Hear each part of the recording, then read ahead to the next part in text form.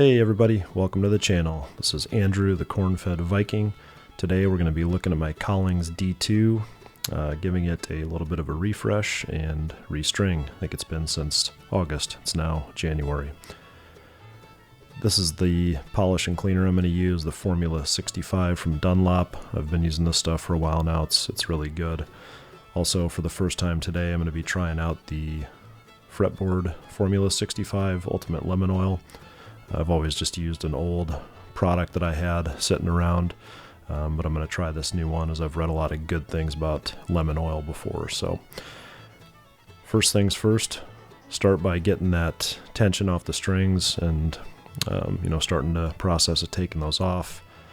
I know there's a million videos out there on how to restring guitars. This is a method, basically the actual winding part of it when you restring it, that I found on a Fender video, and wanted to document it here just so I've got a good place to go back and look if I forget how to do it, or thought maybe some other folks might be able to benefit from seeing it somewhere else. But anyway, probably shouldn't take all the strings off at once very often. I know that can do some funny things with the overall neck tension, but I find getting them all off there is the best opportunity for me to go in and clean off the frets, get some of the gunk off of there, and give it a full wipe down and get that oil evenly spread across the fretboard. So that's why I do it this way. If I'm just changing the strings, I'll just do it one at a time. Here's that tool that I'm using, just kind of a standard string winder. You can get those things anywhere, music shop or Amazon or whatever. So I'm going to go ahead and get all these strings unwound,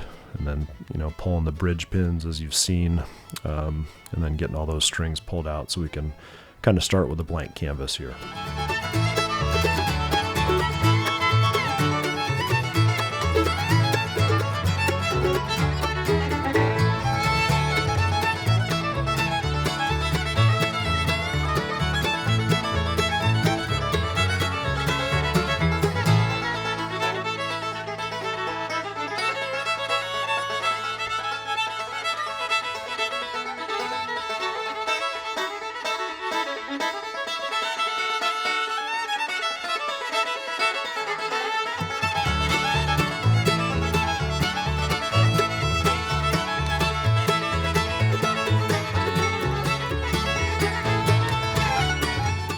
Certainly not the greatest guitar string changer in the world, so this is always good practice for me. I was a banjo player first, and for whatever reason those strings seem a lot easier to change. In fact, we were playing a gig a couple weekends ago, and I broke a string for, I think, the first time ever during a gig, and it was embarrassing how long it took me to change it. Got kind of flustered in the moment, and took a lot longer than it should have. So figured some practice was in order, and maybe having a video here will help me be able to go back and reference this when I need to. Not on stage, obviously, but as I'm getting more practice at doing this, because I am very lazy about changing my strings. Kind of go with the old Jimmy Martin motto that the longer they've been around, the more dead they are, the better they sound. So here's a look at the grime that's on the frets. This is a fairly busy summer and fall of playing music, and so I got a lot of sweaty gigs and hand gunk on there, and just humidity and other things. So guitar was looking a little bit dull, a little bit dirty. Wanted to get everything off there so I could give it a nice refresh at the same time as I was restringing it. That part of the guitar up there on the top where my arm sits has been dull now for quite a while. I can't get the shine back on that. That's probably a pretty standard thing that happens to the finish up there, but it's definitely more dull than the rest of the finish. So here's the strings I'm going to be using today, the Elixir Light Medium 1256. Really like those Elixir strings. I kind of switch between those and the Martin Bluegrass strings, but really like these Elixirs, and I've got several sets of them sitting around. So first thing I'm going to do is go through here and just kind of dust off the areas that are hard to get to with the strings on. Get all that crud out of there, and again, just kind of give myself a good clean slate to start with.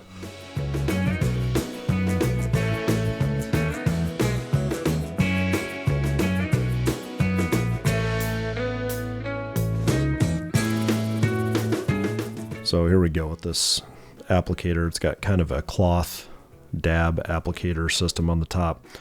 It didn't work that great at first, but when I realized is that I wasn't holding it down hard enough, and so once I did that, I was able to get the product flowing out of there much better. So I actually go back and do this a couple times. It's January in Iowa right now, and it's super dry, so the fretboard was feeling awfully thirsty. So you'll see as this goes along that I put a couple of applications of this stuff on there, and then just kind of rub it in. Grab a little, cotton cloth and rub it in. I was hoping that I was going to be able to use this to clean off some of the gunk on the frets, but that didn't really pan out for me. So I ended up having to use some Micromesh pads to get some of that gunk off. And what I have done in the past is, go through the full exercise of putting masking tape on either side of each fret and taking some of the Zona papers. It's very fine sanding paper. It's basically more of a polish than it is a sanding tool. And I've taken that, and that gets the frets super clean and polished and nice looking. But this time I didn't really feel like going through that whole exercise. It takes a good amount of time to do that. So just thought I would go through and do a little bit quicker job on it. So here we go, putting more of that as we get higher up the fretboard, that lemon oil, and just kind of rubbing it in here. So.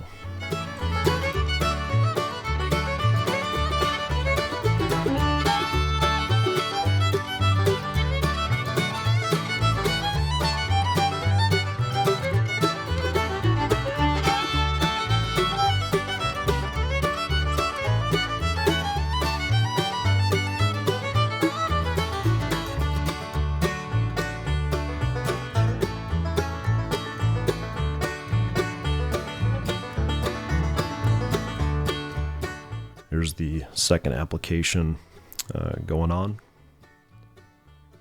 And again, it just seemed super thirsty, so wanted to give that ebony a nice coating of this oil and let it absorb some of that that it needed. So here's the Micromesh pad. This one I'm pretty sure is a 8000/12,000, so it's the two finest grits that came with the kit.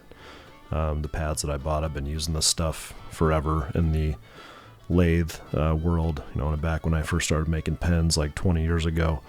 That was all the rage in terms of doing the cyanoacrylate or CA glue finish and using Micromesh to give you that good polish at the end. So you can see the little marks that are being left on the pads there. I'm trying to be careful that I'm not pushing it onto the fretboard here. Not that these would do any damage to the wood by any means, but just didn't want to leave any marks on there or anything. So trying to be very intentional about how I'm applying the pressure evenly onto the pad that will just get the fret. So, and again, my goal here was just to clean these up a little bit. It wasn't to get every little bit of gunk off of there.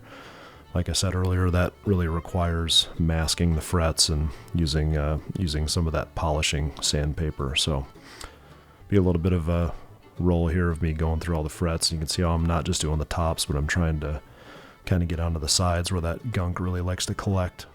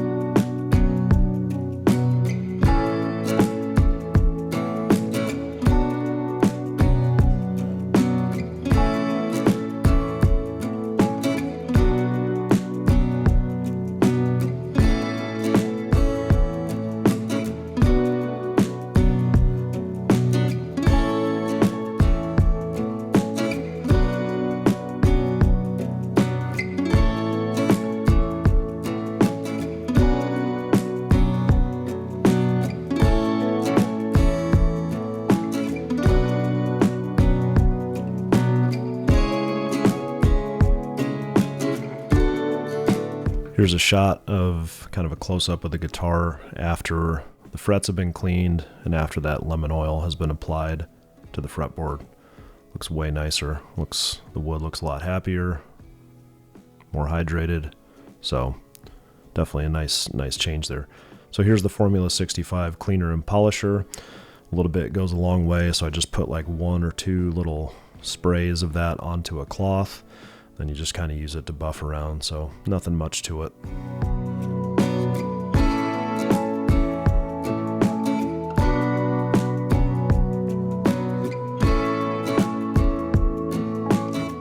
This top part here, get another quick spray of that stuff on there.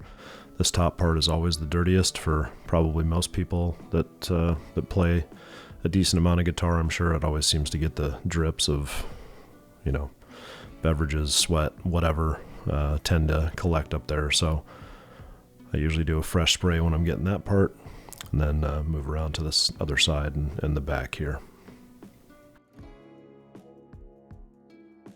All right, ready to start restringing. So this process has gotten me a few times. You just put that ball end in, push it down with a bridge pin, and make sure you give it a good tug. If you leave it hanging down in there, that ball can start to vibrate when you start to play, and it'll buzz and drive you crazy.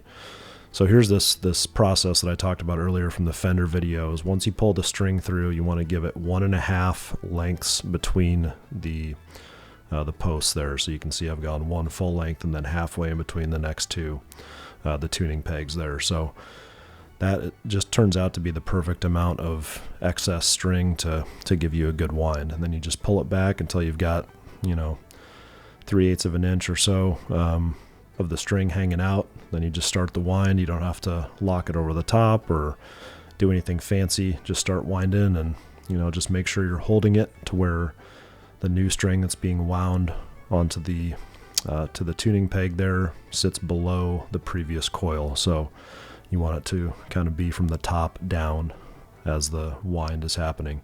Then I just hold it into the slot on the nut there,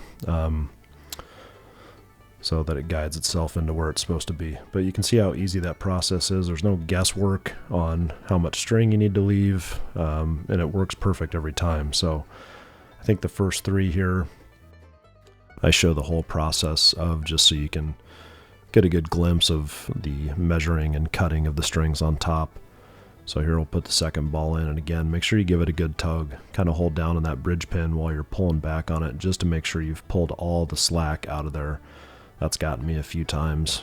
And again, something I'm not great at. Still getting better. I've only been a guitar player now for, well, I've played it for a long time, but seriously now for 4 years or so, which I know seems like plenty of time to get the string changing down, but again, I'm lazy about it and I don't do it very much. So there, again, 1.5. You have to kind of guess on that one, since there's obviously not another peg above that that 4th string. So same process here, just leave about 3/8 of an inch of that string out, and then just start winding. Exactly the same as the other one. And again, just make sure you're holding it down so that the top down is the winding pattern.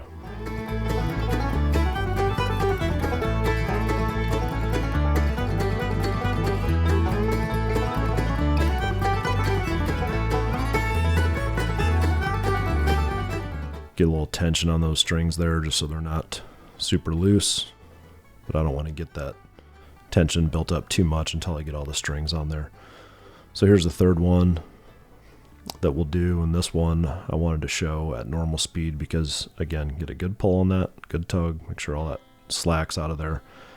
This one you don't have any tuning pegs to measure off of, so what I did is I just grabbed measuring tape to see what the distance, the 1.5 distance was, and it's like 2 1/8, 2 1/4 inches, somewhere in there. So you can see how I'll measure here. I mean, it doesn't have to be exact. Obviously, a 1/4 inch one way or another is not going to make any difference.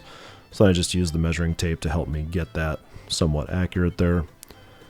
And I'll go ahead and just wind it up like the other ones.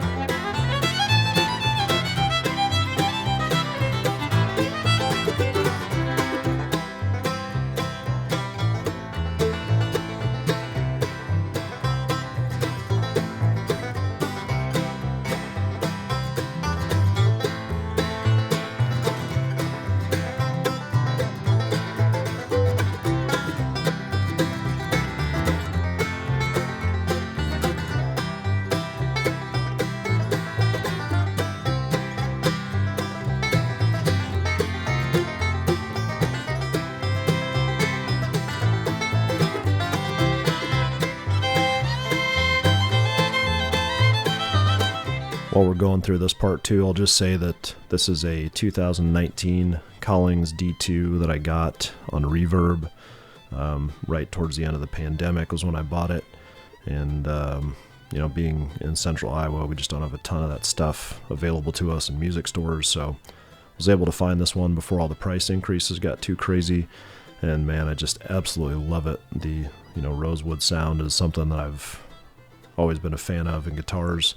That kind of D2H classic bluegrass sound. So super happy with this guitar. It's just got an incredible voice, and been very happy with that purchase. Kind of dilly-dallied back and forth, wavered back and forth on what kind to get. I was, you know, kind of dead set on a Martin for a while, and you know, the great thing about Collings, and a couple of my bandmates reinforced that Collings were just fantastic guitars. They had a D1 that I got to play quite a bit of, and really like that sound, but I just like the kind of the lower end presence of the D2 a little bit better. So ended up going with that, and super happy about it. So now I'm going to tune. This is a Peterson strobe tuner, which I absolutely love. There's a requisite shot of the shop dog hanging out with me down there while I was doing this.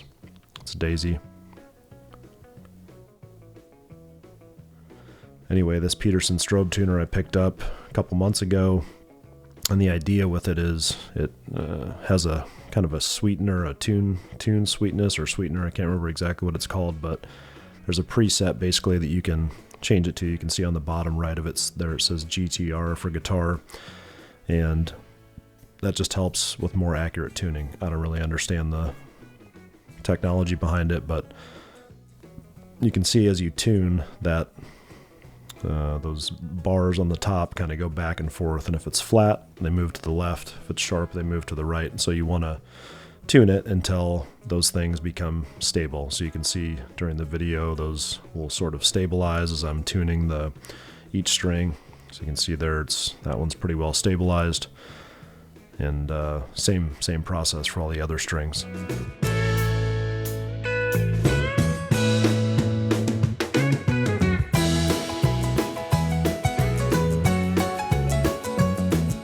You know, we all got pretty comfortable using our phones to tune with, and that was great.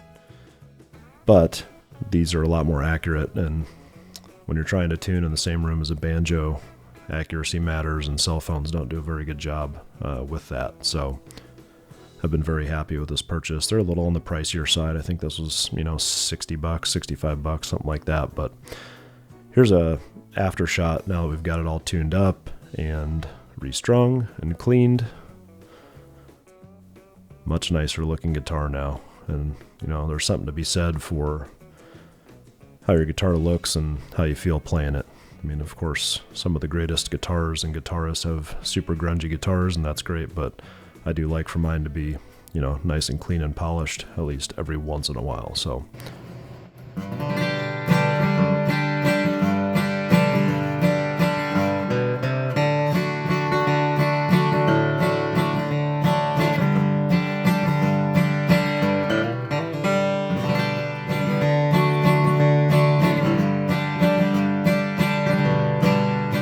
So there you have it, folks.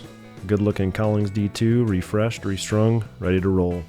If you're interested, you can check out our band. We're a traditional bluegrass band called the Iowa No Mountain Boys. We've got a YouTube channel, also have Instagram, so if you want to check us out, please do. And thanks for watching the video today. Please like and subscribe if you found it useful, and we'll see y'all again soon. Take care.